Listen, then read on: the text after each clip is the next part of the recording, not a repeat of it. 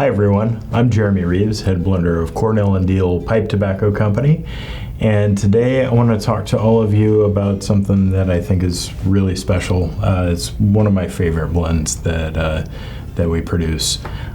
This is small batch Sun Bear Black Locust edition, the reprisal of Black Locust. So we did Black Locust honey on Sun Bear a couple of years ago, and it was really well received. The story with Sun Bear really goes back to my girlfriend and I keeping bees. We had the idea that it would be really cool to make a blend and feature honey from our own bees in that blend. So we did that, and we made the first batch of Sun Bear. We made 4,500 tins, and the response was huge, and there was clearly a lot of engagement, clearly a lot of interest in the blend, but it was also really cool to see that people were interested in the process of beekeeping and in the subject of beekeeping. And bees have always been important to me, and having worked with them and kept bees has only made them more so. They're really a source of inspiration to me. So we realized we were going to need to make bigger batches than our small hive was going to be able to provide honey for. And so as I was sort of puzzling about, how to do this, how do you find beekeepers other places that might have access to interesting varietals, one fell in my lap. Victor Seastead called me about 2 weeks after the first Sun Bear release in 2018, that he had been a longtime Cornell & Deal fan and customer, and that he had dealt directly with Craig and Patty Tarler for many years, and that he was a beekeeper, and that in particular he had some hives that he kept at a location that reliably had a bloom of black locust flowers every year. And the black locust bloom is 6 to 10 days, depending on the year. And the bees that have experience harvesting nectar from black locust flowers, there's a little trap door actually in those flowers, and it takes a little bit of a learning curve for the bees to learn how to do it. But once a hive becomes sort of familiar with that bloom, even though the bees that would be harvesting this year wouldn't even be alive anymore when the bloom takes place next year, they've passed on this knowledge such that the bees that are around this particular flower sort of know that the bloom is coming, and know to fly up higher and to check out these flowers and how to get into them.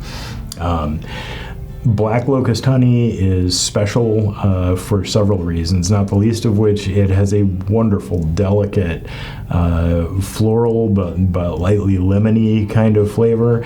It's very pale in color, and so its delicate flavor is part of the reason that it's highly prized. Another part of the reason that it's highly prized is that it doesn't crystallize, because it has a higher fructose content than it does sucrose, and more sucrose in honey is part of what causes it to crystallize over time if it's left undisturbed.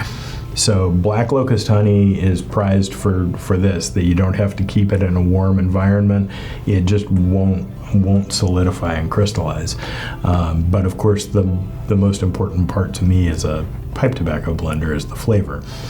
The honey that Hillary and I harvested from our hive really showed a lot of the kinds of things that we like to grow in our garden in its flavor profile, and it was rich and dark, and there's a lot of goldenrod blooming around us, which leads to a really thick, rich, dark, almost like motor oil kind of color to the honey. But we also grow a lot of hot peppers. And so there was this wonderful sort of spicy note that the honey had that had clearly come from the pollination of our pepper plants.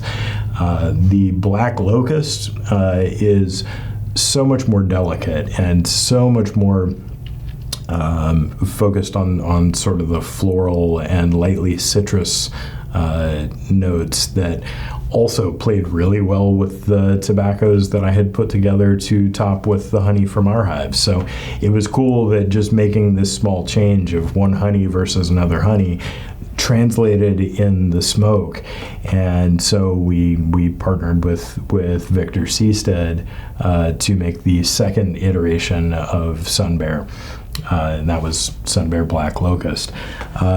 We have now done Tupelo, and for our 30th anniversary, we partnered with an apiary in the Morganton, North Carolina area, who provided us with some wild mountain flower honey and also with some blackberry honey. So we've played around with changing the honey source a few different times, and each time this small change or seemingly small change yields really big results in terms of the way that one version of the blend smokes than another, which is really cool, and just further goes to showcase why bees are awesome. So we wanted to bring back Black Locust this year, and the honey again comes from Victor Seestead, his hives up in Maryland that are by a grove of trees where there is a reliable bloom of the Black Locust flower. This blend features 2014 Basma and 2013 İzmir alongside Red Virginia, Bright Virginia, and then this very special honey. I think that it smokes beautifully. I think that it will age beautifully. Other iterations of Black Locust release have aged really nicely. I've been enjoying my 10s from that release, and the original batch also has aged really nicely. I can't wait to see what Mountain Flower and Tupelo do over the next couple of years, but I think this one is definitely going to cellar well. The flavor profile is not overtly an aromatic at all. Is definitely about the tobaccos that we've put together to then accentuate with the flavor profile of the honey. So you taste the Virginias, you taste the sweetness of the Canadian Bright Virginia and the deeper sort of rich sweetness of the Red Virginia. The Orientals are just fantastic in the blend, and really play nicely with both the floral and the citrus notes that are then accentuated by this Black Locust honey. It's really cool to me to have a product that is not just a grouping of tobaccos that taste really nice and that are engaging to me as a pipe smoker and hobbyist, but that also allowed me to bring another aspect of my own personal hobbies and interest into my work through the honey, and through being able to talk more about bees and beekeeping along the way, and have a product that we could really use as an opportunity to talk about those things. So this blend is just special to me for all sorts of reasons, and not the least of which it's delicious. So I hope you all find it delicious as I do, and release is coming soon, so keep an eye out for it. Thanks so much, guys.